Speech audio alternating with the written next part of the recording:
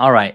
Making rental income, whether it be on Airbnb, VRBO, but what if I said there's another platform you can be on, and that's PadSplit. So you can rent out by the room. Today I'm interviewing Fernando and Amaris Corona, and they're making over $2,500 per month renting by the room out of state. So they're not even there. So it's possible. And we're going to break down exactly how next. Welcome to the Cash Flow Happy Hour podcast. I'm your host, Josh Baldovino, and on this show, you can join us live as we interview investors and share how they are increasing their cash flow. So grab a drink and let's get into it. Fernando, Amaris, how you guys doing today? We're good. Yeah, we're excited. Well, thank you for joining me. Real quick, I know that you grabbed a beverage beforehand. What's in your glass? Hefeweizen. Yes. It's like a wheat. We're splitting it. Cheers. Oh, cheers. And then this is one of your favorite, the mango cart. And so my buddy brought this over. It's nice, refreshing. Yeah, it's refreshing. But real quick, let's just dive right into it. Let's get your story. So what got you guys into real estate investing? And I guess what's your portfolio look like? What asset class are you in? Yeah, portfolio, man, from the very beginning, we were all like, how do you build passive income? Mm-hmm. And so initially real estate was kind of like this, we felt like it was safer. We didn't realize what the potential was because in the beginning, we thought it was $100 a door, right? And we were like, well, we don't want, 20 properties to reach $2,000. It just, for us, didn't make sense. So we didn't really consider real estate as a passive income opportunity. So we got into like drop shipping. We got into, all this other stuff, just trying to explore passive income. And then what happened? And then we started seeing that other people in our networks were getting $1,000 long term and doing some unique things to their long term single family homes. And we said, okay, if they can do it, then we can. Right. And we picked a market. And we started seriously interviewing people like this. And we're like, how are you doing this? How much are you getting per unit, per house? How are you doing it? Show us your ways. And we were paying people, for their info. And turns out people were doing kind of what we were doing as well. They're switching up their basements. That was really it. They had these specific types of homes and they optimized the square footage to do a rent by the room model. So we just continued to explore that. And we came across PadSplit and it made it easy for out-of-state investors to handle. Gotcha. So let me get this straight. So you guys looked at the long term, the BRRRR route, and you're like $100 a door. That is nothing for me, right? Which is significant in terms of having investment and works, but in terms of what your goals were, it's not going to move the needle. It doesn't, support your family anytime quickly. Right. And so you guys pivoted and you guys were exploring any option to get more cash flow, and it ended up being PadSplit being the answer. Right. And so then why PadSplit versus Airbnbs? I guess just right off the bat. Well, at the moment, we only had a certain amount of money that we were allocating for investment. And so we were trying to get the most out of our money with one property with the least amount of management work. Yeah. Gotcha. So Airbnb is cool for the people that are in it already. Mm-hmm. But when you're looking to scale something, trying to do all these different pieces, you drive yourself crazy trying to create systems and management processes and follow-up scripts and all that stuff. So we landed on PadSplit because the mission is cool. I mean, it's solving affordable housing. We knew people who were successfully doing it after we had connected with them. I felt like we were still jumping in early. We had already explored the Atlanta market, so we knew Atlanta was somewhere we wanted to start. And we got into properties at a good price. Like the purchase price for that home was $165,000. That was our first property. Wow. Okay. So to think about this a little bit more, you guys compared if I bought a property, you said, if I make it a long-term rental, sure, you cash flow maybe 100, maybe $200 a month. And you said, nah, that's not good enough. You looked at Airbnb, and I'm guessing at that point too, you running the number, you said, nah, it's not the highest and best use of the property. So instead, let me do it by the room to then further compound how much income I'm able to generate. Is that basically why? And it's different. It's a different property if you're getting an Airbnb. The property that we bought wouldn't do well as an Airbnb. And so the properties that would do well as an Airbnb, you started getting at the higher price points. And so that's where also we had to make a decision like, okay, that's getting out of where we wanted to be for our out-of-state investing goals. Yeah, we like to service the member who is looking to save money, right? And save money on a weekly basis where they have a room and a shared space with utilities, air conditioner, heater, internet, all for one cost. And so... Right. And that's not to say that, like, I think to your point, right? If we would have understood burring a little bit more too, then you could burr one of those higher priced homes into an Airbnb and go that route too. But this way, I mean, yeah, we really like it. Honestly, it's pretty chill. It's pretty cool. Okay. I mean, I think you guys made one really good distinction from the beginning, which is the market or the target tenant that you had was very different. It was the budget friendly. You wanted to provide an actual affordable option versus what a lot of the hype is on Instagram right now is luxury Airbnbs, right? Yeah. And it's a very different experience. It's a very different service you have to provide that I'm sure that we're going to dive into. Yeah. And because, and you also mentioned something earlier that in the beginning, you interviewed other operators to figure out what are you actually doing and how much do you actually make? Yeah. And so did you find other PadSplit folks? Because, I mean, I've done a good amount of networking too, but honestly, I haven't found that many. Yeah, we did find some PadSplit folks. And actually, our realtor who we had connected with out there, he's the first one to introduce us to it because we told him what our goals were, what we were doing. And he's like, well, there's this thing that I'm trying out and it's kind of new, but we're killing it. And what do we just said? All right, let's do it. Yeah. And what market was this? This one's in Atlanta. Atlanta, Georgia. Okay. I mean, Atlanta's a super hot Airbnb market too. So yeah, and they have expanded since we've been there. So people are like, oh, why'd you pick Atlanta? So when PadSplit first started, just like when Airbnb first started, they launched in like specific markets that they saw opportunity. Yeah. And that's kind of it. So that's how, so we kind of landed in it. We were looking at Atlanta already. We found the right realtor connected us with PadSplit. So it was all very serendipitous.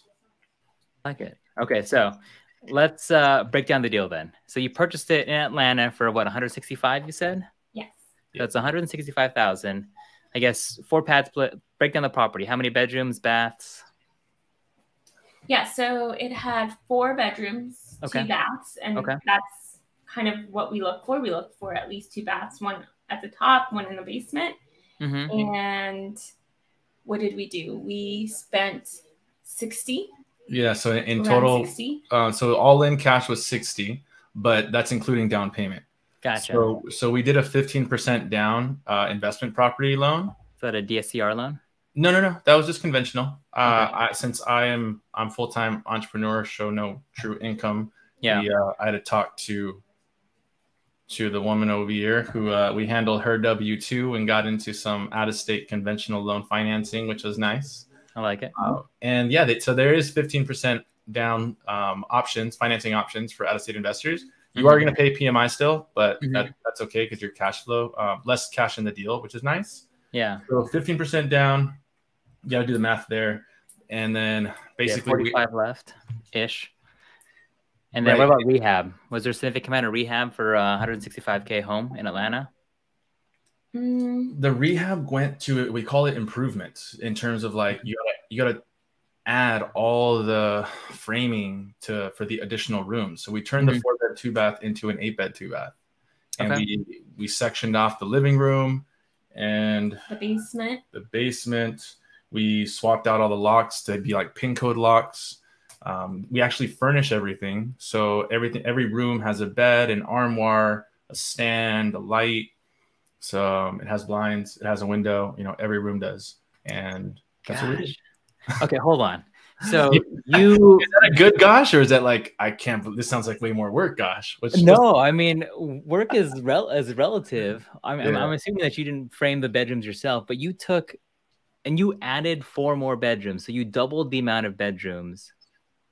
Like, did you know buying the property, you're like, oh yeah, we're definitely going to fit 4 more bedrooms here. Like, where did you find the space for 4 more bedrooms? That's exactly how. Yeah, exactly. That was our research, right? When we were looking for deals, we were looking for a finished basement because that was going to help us not put in so much money in the deal, and that's also where most of our basement space is available, right? So we looked for a specific type of home in Atlanta that provided that extra space for those 4 or 3 additional. Yeah, we were super intentional based off of how we're looking at it. And I don't know, how do you feel about that in your market where, you know, you're looking for a specific type of property before you even buy it because of the exit strategy maybe you want to do? I mean, how? Yeah, I mean, it's exactly like you said, it is all based off of however you want to operate the property. So if I'm thinking about midterm rentals, and obviously if my primary target market is going to be travel nurses, it better be darn close to the most popular hospitals. And that's the specific quality of a property I need. Yep. And so you guys are specifically looking for, is there room in the basement for 3 to 4 more bedrooms, basically? So that's just one criteria. If we're spilling the beans here on a few more pieces of criteria, right, and how to find the right property, 50% of the members on PadSplit don't own a car, so they take public transport. If you know that, then you want to ideally be in a property that's within walking distance to a bus stop. And so for us, you know, we've been lucky enough to basically get all our properties and all the people that we've introduced to it, all their properties less than 5-minute walk to a bus stop. So that's really been really cool. And then, you know, other people can have a car, that's fine. So they can still have a car there. But that's another one that we do. If it's next to like grocery stores, right, you want to be in like a good area. Again, walking distance, that's a huge bonus. We talked about the 2 stories. That's a big plus. What else are we thinking?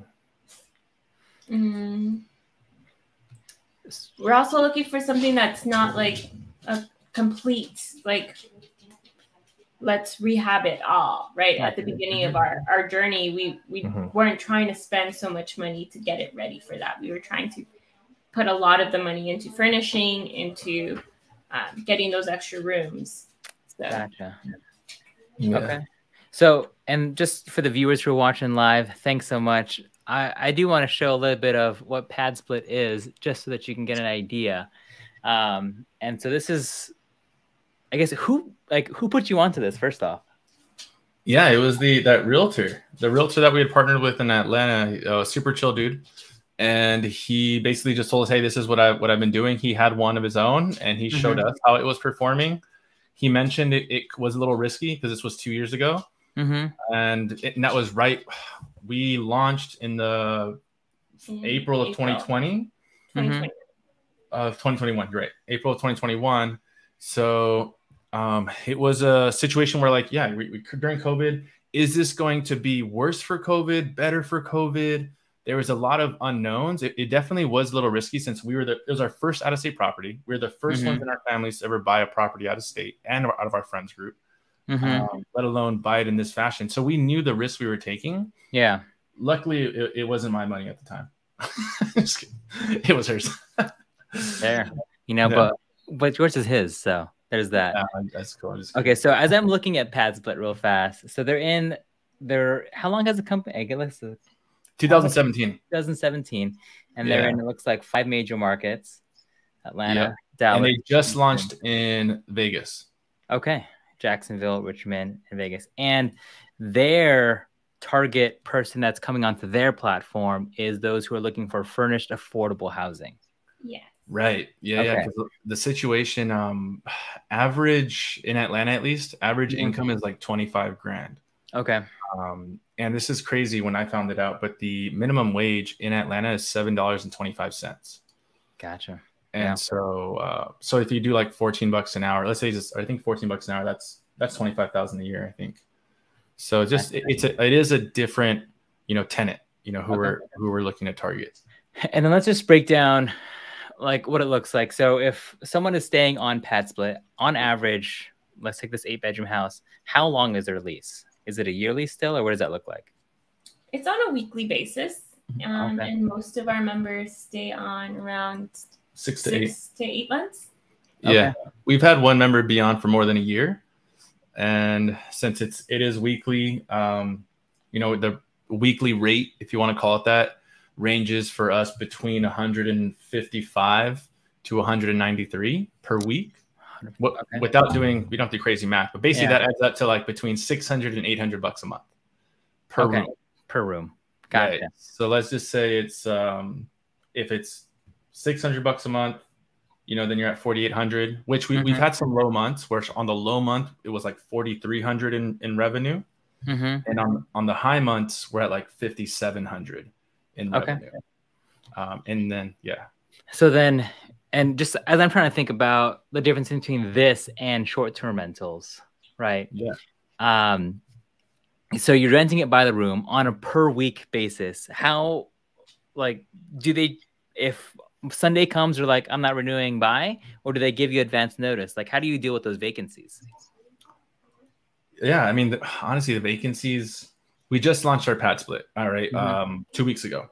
In the first week, we had 6 rooms booked.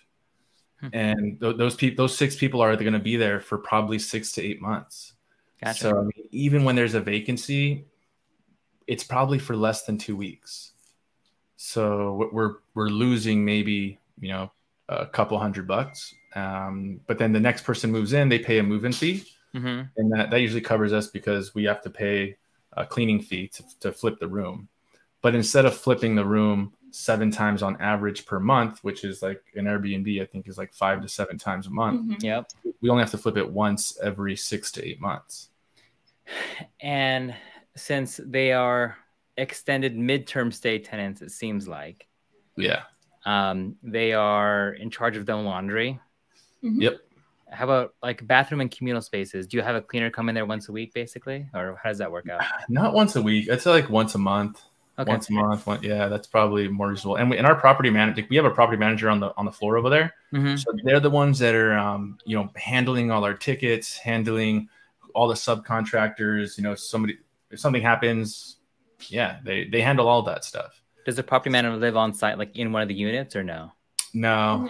Okay. They're just they just manage our PadSplit, just like a property manager. I mean, since PadSplit launched, they started their company, so we were one of their first clients actually. And then what's their split? Is it like 10% of revenue, or how does that work out? 8% of revenue. Okay. So PadSplit takes 12%, and then property management takes 8%. So off the bat, 20% goes to property management. And some people would be like, "Wow, that's a lot," but that's for like no work. And like, now you're 100%, like you're 100% passive. So if someone says that like the toilet's clogged and you need to get a plumber, you don't do that. The property manager does. Right. Yeah. They're in charge of the cleaners. They do all that. Right. Yep. And they're 8%. Yeah, and they're awesome, man. They're because I love their family. They're a mom and pop, husband and wife. And they're so cool because, they're not this crazy huge property management company that doesn't respond to you on the weekends. Yeah. We're on like a text basis with them. So it's been honestly a really good experience with them. Gotcha. So did you pick Atlanta because of PadSplit? Or did you pick Atlanta and then discover that PadSplit was in it and you were like, all right, let's try it? Yeah. I think initially we were looking for what the people that were mentoring us were doing, right? And they were doing it out in Tennessee. And I said, okay, we just need to find somewhere like Tennessee that has a basement. You don't find basements here in California as much.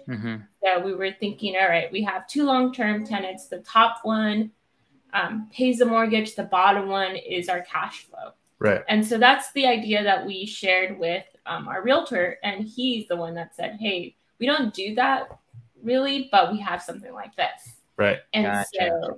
so then that made us stay in Atlanta more instead of picking a different market. So we found Atlanta. We found PadSplit because we were already looking in Atlanta. And that is one of our exit strategies. In the worst case, people always tell us like, well, what happens if they shut down rent by the room? Or what happens if they start to regulate this like they regulate Airbnb, right? Okay, well, in the worst case scenario, we now have 2 separated floors. They both have, their own bathroom. And then on the bottom side, we can just add like another kitchen. And then now we can turn that into whatever, a 3-bed, 1-bath on the bottom floor. with a kitchen in the top floor as well or something, and just do turns into a duplex basically. Yeah. Or you could Airbnb it, or midterm rental it. Or you can midterm rental it, right? And then at that point, you have other creative strategies. So that's kind of how it is. Good explanation. That's awesome. Okay, so let me just break this down. And actually, we had a question here, but I think we answered this. So thanks for sharing. How hard, easy to manage? It seems like you have a property manager, so I would hope that we answered your question. If anyone else is watching this live, feel free to leave your questions down in the comments below. We'll try and do another Q&A session towards the end. Likewise, also, if you're on Instagram, you can do the same. But, okay, so my question is for you now. Let's talk about the communal spaces, because I feel like that, I don't know. I used to work in higher ed with freshman students, and so I would hear all the dorm problems. And I'm sure that happens with your guys' property too. Like, how do you deal with the refrigerator, with the shelving spaces, since it is all communal space? Yeah, so right away we learned that from our first PadSplit, and when we launched our second one, we already had 2 refrigerators in there. Same thing with the trash cans. Like, we already ordered a second trash can, so we don't have to worry about the trash. Yep. So we try to position them to have a good, environment to start off with, but there's still people, so people will still get annoyed with other people. I'll see tickets in there like, so and so dirty, they leave the bathroom so dirty, and so again, that's property I mean, I see the tickets, I see the notifications, but that's the property manager who handles that conversation. But so far it hasn't driven people away, to the point of like, I'm getting out of here because somebody else. Not that we've seen, at least. Gotcha. And then are the shelves like assigned per unit? So it's like this shelf is for unit 1, this shelf is for unit 2, or how does that work? We haven't done that. We haven't had anybody complain about that, actually. Okay. So right now it's not an issue. Well, good. Because I know that people have mooched off of my food when I had roommates. So who stole this? That's true. I know that's if you guys are looking for another hack, I know that's one that I actually got from another guest that I had on the show who does house hacking in Sacramento. And so they have their shelves specific. It's a 5-bedroom house and they live in it as well. And so they have every single cabinet labeled, and you are like, it is the worst crime in the world to go into somebody else's cabinet without permission. Could be something. Dude, that is so fun. So then you bought a second unit. Was that also in Atlanta, or was that in a different market now? No, in Atlanta as well. Yeah, in Atlanta. No, because we know the market. I mean, I don't know do you buy elsewhere, or are you kind of sticking where you have your contractor and your team? No, I guess we've been in 3 different markets in the last 6 months. So yeah. Okay. So I'm curious to hear what you think. Our opinion is we already have the team in Atlanta. We already know the market. And it's not like it's saturated. So let's scale in there. What was your thought process when you explored the other markets? Holy crap, this deal is above a 25% cash on cash return. Let's just buy it. All right. That's and cool. Then my wife was like, she actually said the same exact thing that you did. She's like, she's told my business partner and I, hey guys, we already have a whole team in Columbus. Do we have to really go into another market? No, the deal's so good. Yeah. We are now learning that being in different markets does cause a little bit more problems, just because it's hard to keep tabs on all the different players in place, all the different vendors that you have. Right. And if you need the runner to just go there and do something really fast, now you have to have 3 runners in different markets, or actually 6 if you have the backups too. So yep, you have to create different systems, and that was exactly it. I think because I had already started other businesses, I kind of was aware of that when we were starting this one. It was like, it's not, even if I was getting 25% or cash on cash ROI in this other market, it's not worth the time to set the team up there. And like you're saying, create all these systems to repeat them over here. It's like, no, until you saturate your market you're in, I wouldn't go elsewhere. And so that's kind of where we're at. So what are you guys looking for now? Are you guys looking for more pad splits, or what's the plan? Yeah, we're in our so we've helped other people after we did proof of concept. We helped my brother out, and then we helped some friends out, and then we got into our second one, and now we're in contract on our third one. So we're looking to be in 10 pad splits by the end of the year. That's our goal. Wow, I like it. Yeah. That's some aggressive scaling. Ambitious, yeah. Because now we have the goal. You know, last year our goal was stay alive, make sure the baby stays alive. She was born. You know, watch and breathe. Totally. Yeah, watch her breathe. So I'm not the only one that did that. Is that common? No, I've talked to a lot of parents that when you have a newborn, and for those who don't know as well, I have an 8-month-old and almost 4. And yours is how old? 15 months. Okay. Yeah, I mean, he's just born. You're like, shoot, just like don't kill it. And that's the only barometer of success. So yeah, it's horrible to say. That was a huge. It took up a lot of time, right? And we didn't know how PadSplit was going to turn out. So last year was our first full year with a PadSplit, so we were kind of hesitant to scale. But then once we went through the whole year, I think like I said, our lowest month. I don't know, man. Our lowest month, maybe we made $1,000 in cash flow, and that's where we said, no, this is it. Yeah. Okay. So then my other question is, I know that more cities are cracking down on short-term rental permits and just the zoning and STRs, because PadSplit is on a week-to-week basis. How is that impacted by permits? Do you guys have a short-term rental permit, or is Atlanta or the market that you're in a little different? How does that work out? No, we are a long-term tenant. We have a long-term tenant signed with PadSplit. Yeah. So our LLC signs their LLC as the long-term, the 1-year lease. And then under their LLC, they sign a sublease tenant lease with each of the tenants. So your LLC is subleasing from... Is leasing to PadSplit. To PadSplit. Oh, to PadSplit. And PadSplit is then subleasing it out. So PadSplit's the arbitrager. Right. Yeah. I mean, they charge 12% for that whole shabaddle. Interesting. It feels like a lot. I know when I talk to people, like 12% is pretty high, but they do all the marketing, they get all the members, they do all the screening, they do the background checks, they're checking that they have income. They don't do credit score pools. They actually help the members increase their credit score while they're in there. So they don't do that. And it's a pay by the week. I really like the pay by the week model. Yeah. Because they don't like this past week, we had one member who was falling behind by they were falling behind by a week and a half, let's say, of payments. And so they get a termination warning. And so it doesn't allow them to fall behind on their payments without being, terminated, let's say. And then for evictions or anything else like that, is that just your normal eviction process that you would follow with the city sheriff comes in or whatever the department is and pulls them out? I mean, there's more of the process in the beginning of you try to negotiate with them, maybe try to do the cash for keys thing. Yeah. Where you're like, hey, if I just pay you, $300, will you move out? We've only had to deal with one eviction. Okay. And then, that was when they were just totally refusing to leave.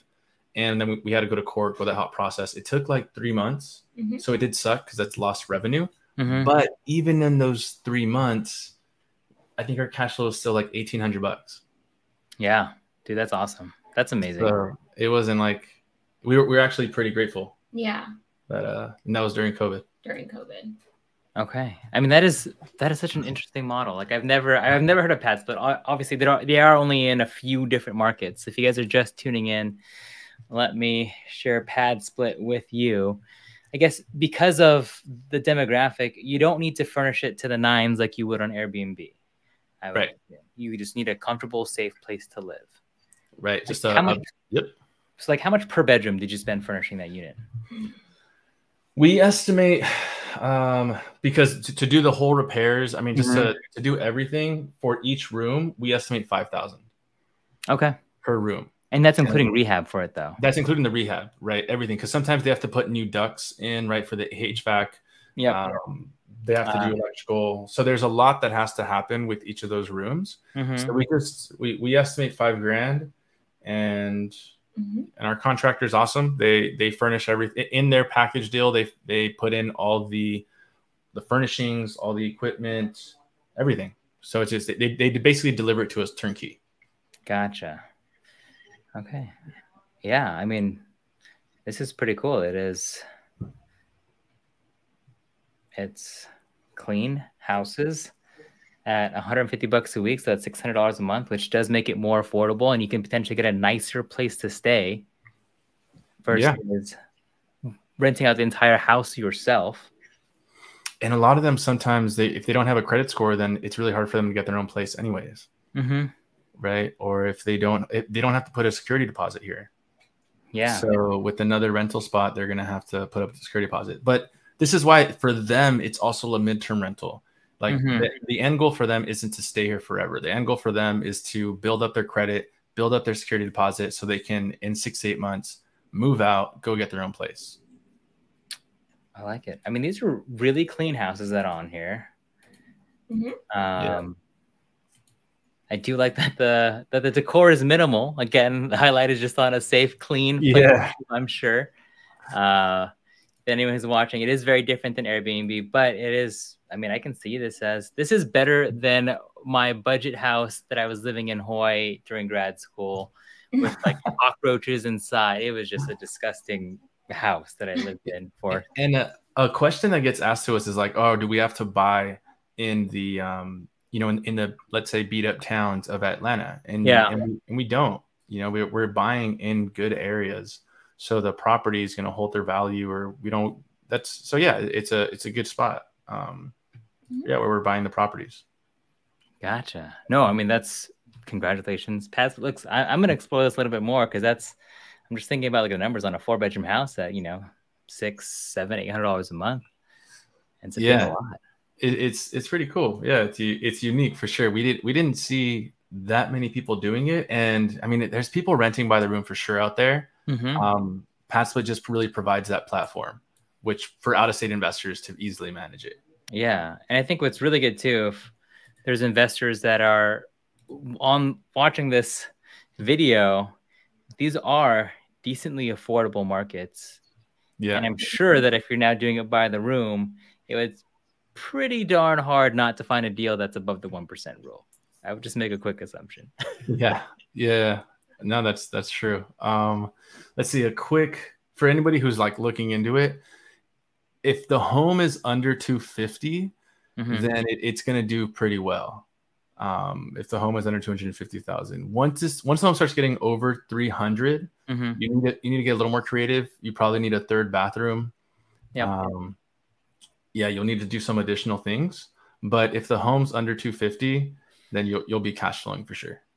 And so you have a 2-bedroom. It's not like the bathrooms are assigned either. So any of the tenants can use any of the bathrooms at any time, as long as they're free and open. They kind of self-organize at that point. Yeah. Okay.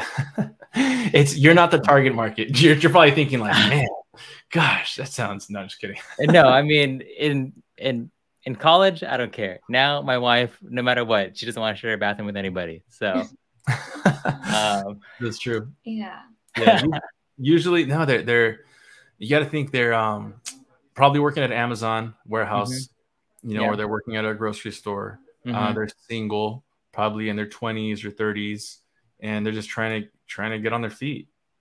I like it. That's really the situation. Yeah, and they're trying to live closer to work, right? Because, like I said, these areas that we're buying in, they're $165,000 homes, which is a lot, to put a down payment or something like over there and everything.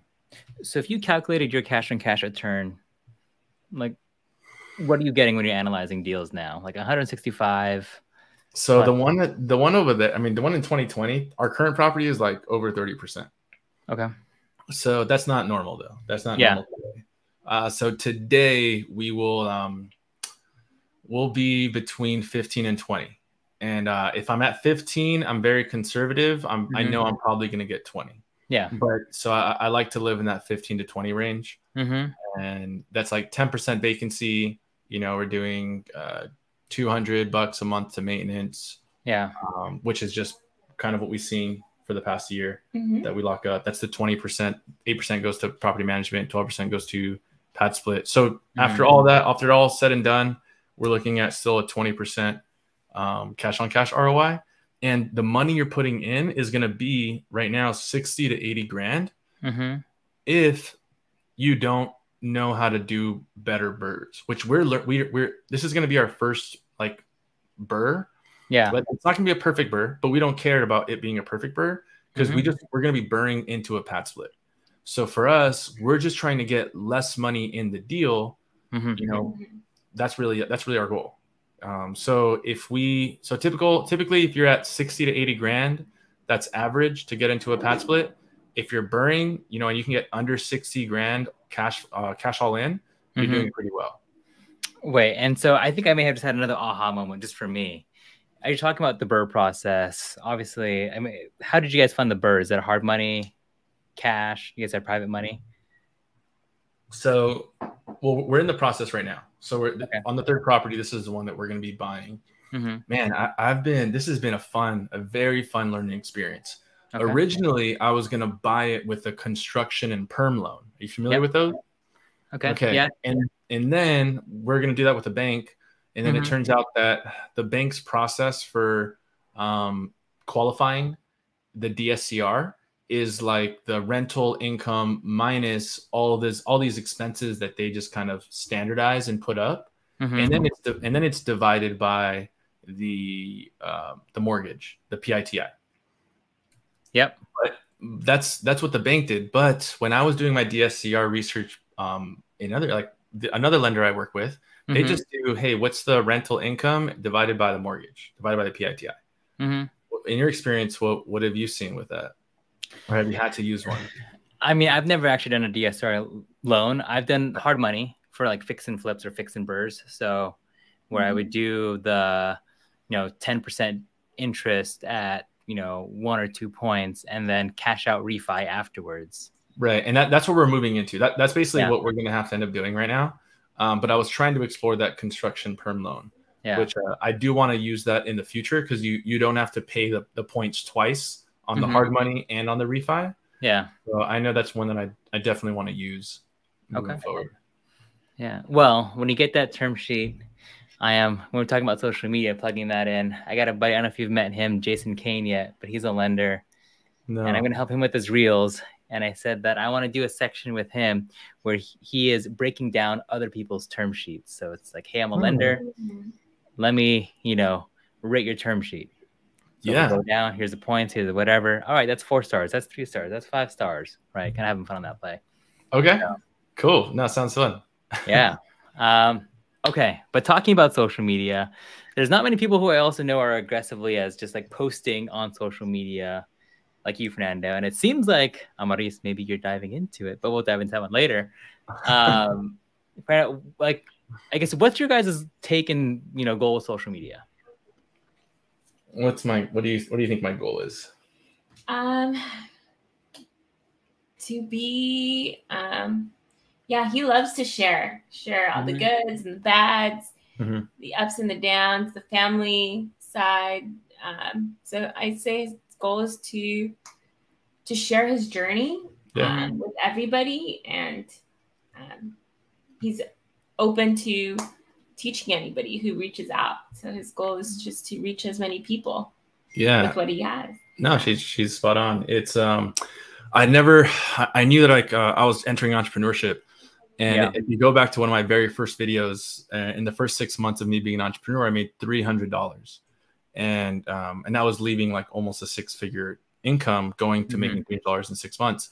And I recorded a video and I posted it and I shared it with my network at that time because I let people know, like, it's not all sunshine and rainbows.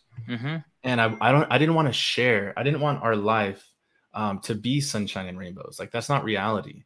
Like, reality is like ups and downs. And so I wanted to be transparent. So I try to share my stories of our losses and our wins and our struggles and all that stuff, because it's just authenticity. I think that's what I really trying to go for. Yeah. Like, just share the journey from like start to finish, and try to inspire others to do the same. No, I like it. So do you believe then, oh, not that one. Let's go to this one. So do you have separate business and personal accounts, or do you have it all wrapped into one? And we'll just, Fernando, for you, and then I want to dive into yours, Amaris, afterwards. Yeah. So I used to think I wanted to create different ones. And then after a while, I just realized this is way too time consuming. And so now I only have one account, and it's Fernando Corona. I like it. And then Amaris, there was something really funny happening in the green room before the show, where I also asked Amaris just what she does with social media, and we found something new that she did today that Fernando didn't even know, that I made them not dissect until this moment. So, Amaris, you said that you just turned your social media from private to public. Yes, just did that this morning. And why'd you do it? Why now? I've been asking her for like 2 years, and it's like, what? You did it this morning of all mornings? You know, I am his #1 supporter. I love sharing his stories, and you know, a lot of people meet Fernando and then meet me later on, and so I said, why not? Like, I don't post a lot, but I do love reposting Fernando and sharing our baby's milestones. So you'll get a lot more baby photos if you follow me. I like it. Yeah. And I'm always like, my friends will sometimes DM her or like message her, right? And they're like, dude, like, does Amy not like me? She hasn't like accepted my friend request. She doesn't like respond to my messages. And I'm like, nah, she's just, that's just the way she is sometimes. Yeah, it's just been private for a really long time because of like my work that I do. And I'm just a teacher who, you know, there's a lot of students on social media. And so trying to be low key. Yeah, just trying to stay under the radar, not have them see what I'm doing over the weekend. Yeah. What about you and your wife, Josh? Yeah, we're very opposite. I mean, I guess we're kind of like the same with you. She's, for me, I think everyone knows that I'm an oversharer, so there's that. My wife, she's on at this point now like conspiracy mom TikTok. What is that? Maybe Amaris would know. Just, you know, being a teacher and in the child education space, is that there's just a lot of, unfortunately, weirdos out there, as you can hear my baby out here, right? But she is completely private because of that. So we just have that varying, and it's just part of the game. Right. Oh, I get what you're saying. Yeah. Okay. Yeah. Well, awesome. Let me see if you have any comments. We'll wrap up here in a second. But if you have any comments or questions for Fernando or Amaris, drop them in the comments down below. I guess, you know, as we're talking a little bit more about social media, like, was there a time where you were scared or embarrassed to post? Like, I'm sure that happened when you did that, when you posted that I only made $300 in 6 months video. So how did you overcome that? Accepting where you are. You have to accept where you are. That's like the step one.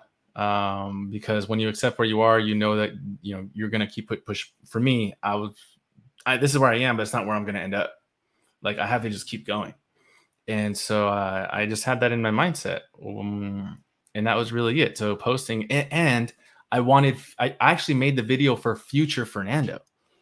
So I didn't even make it for the people. I wanted to share it there, but I was like, hey, future Fernando, man, like, I just want you to remember that, like, this sucks.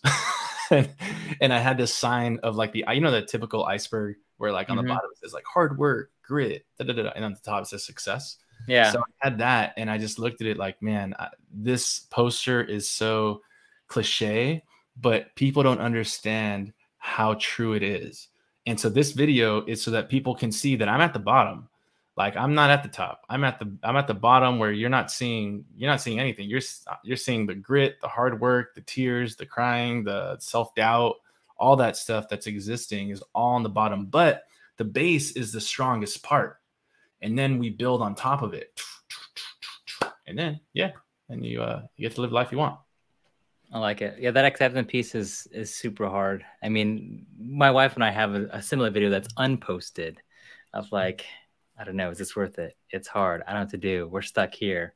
And like, just even be able to document that journey for yourself to reflect on is super powerful. So if anyone who's watching this is looking for an excuse to even just start making content, you don't have to post it. But it's a way of journaling. That's a good point too. Yeah, journal it. I haven't thought about video journaling. I do written journaling, but video journaling is pretty cool. Dude, that's what YouTube and social media is now too, especially if you're just kind of summarizing the deals that you're working on or the project that's happening. Like, I now look back at my first videos, I'm like, man, it's fun. And you see the setup change and you see everything else evolve, but like, you know, the little small steps that you took, because you're not going from 0 to fully produced right away, you know? Yep. No, that's definitely true. I think the setup we have here has been 2 years in the making. That light behind us, you know, the blue light or whatever, like that, it takes time to build and learn. Even using these tools like StreamYard, all that stuff, learning how to use it, you know, in the right way. It's all skills, man. It's all skills that you're learning. Now, are you learning that because of your job, or are you learning that because of this? It was a little bit of both. When COVID hit, because of my job, you know, being in marketing and the young kid in marketing, I guess I could say, especially in the wine industry, they just said, hey, can you figure out how to make virtual tastings work? And I got tasked with basically playtime of how to test all the platforms, all the products, whatever else you need. And so that was just a fun added benefit. And now I get to make reels for work. I get to do the virtual tastings. Cool. And so I'm doing the exact same thing. That's instead of talking about cash flow, I'm talking about, oh, this cab is really nice. It has nice legs. Da, da, da, da, right? Yeah. That's cool. Well, let's start the last round, the last call. And actually, we're gonna start with a different question that I didn't put on the notes for you guys. Ooh. But if you had to give one tip for anyone who's looking into hosting on PadSplit, what would it be? What would yours be? An advice about posting onto PadSplit? Hosting. Or about them becoming a host, right? Yeah. I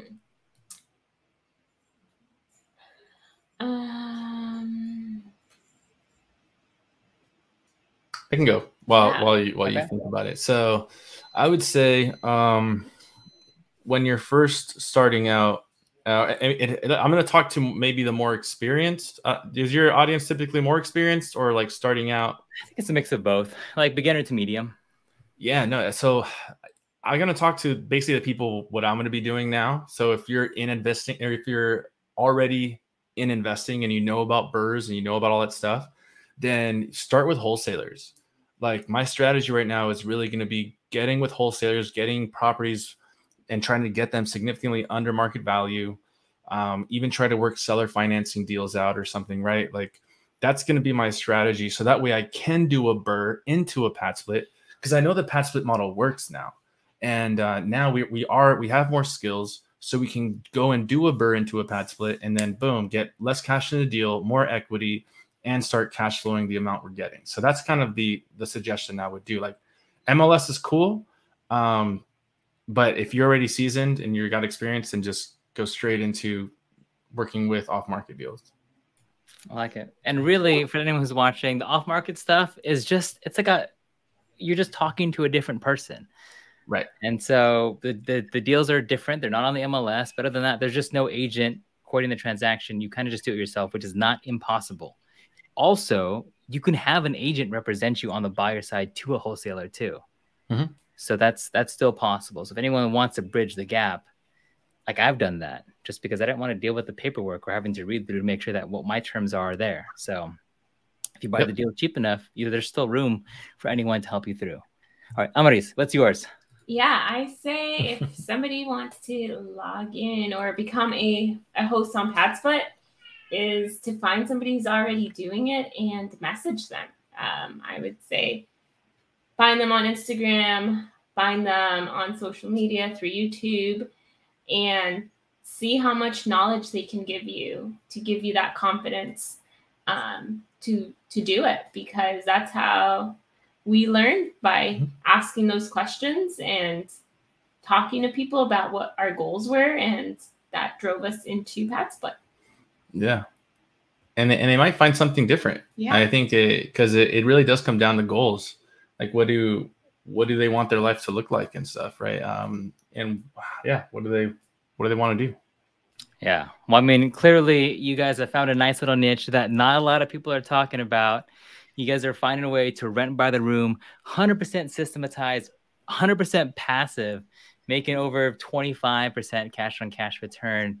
Renting by the room, man. That's just like, kudos to you. All right, the last question I have before we close out is, what was the most memorable drink you've ever had? Who'd you have it with, and what made it so memorable? Ooh, I have my answer on there, babe, and that was the one that Yeah, tell a story. Yeah, well, so for me, I don't know why. I mean, maybe I do know why, but my most memorable drink right now is it's with my beautiful wife here. It was our second date, and we went out to get beers. Okay. And we got food, and I just remember like we were drinking beers, like we were sitting on these like stools. Remember that? We was on these stools, and I was walking around the counter to go get the food from the cash register. Oh yeah. And I just have that like vivid memory of like us taking these actions and just being together. And I just remember thinking, like, looking at her, and I might have just stopped and been like, I'm really here. Like, I'm really here in this moment with her. We're having a drink, and that's just been with me. So now I just it's very quaint and chill. Yeah. Oh, the quaint and chill. Yeah. So we're looking for like a quaint and chill spot, and so for me that's my most memorable drink that I've had with somebody, and that's you. You had some time to think about these questions. I did, not just that one. Well, something quick. Most memorable drink. Maybe our wedding. We had this champagne tower with our friends and family. So, yeah, it was just such a special moment with just immediate family members and our college friends enjoying us getting married. Yeah. I mean, I like this question because you get like to peek into someone's just like past and their soul, and like just a really unique memory for them. So, second date and weddings, obviously. Yeah. What was yours? Mine, man, I've never actually noticed that on the podcast, but one of mine is when I was going to grad school. I was at my best friend's house, and at this point, she was living with her parents and her boyfriend, and they were there, and they actually both fell asleep. And I've known their family for, I don't know, since I was like late in high school. Now, I'm going off to grad school. Yeah. And I was teaching her brother martial arts. And then I was leaving and moving away. And so the dad came out, and he's Vietnamese Chinese, and he pulls out this huge glass cask, and he puts it on the table, and there was exotic animal parts fermenting in Martell XO, like for years. I don't know.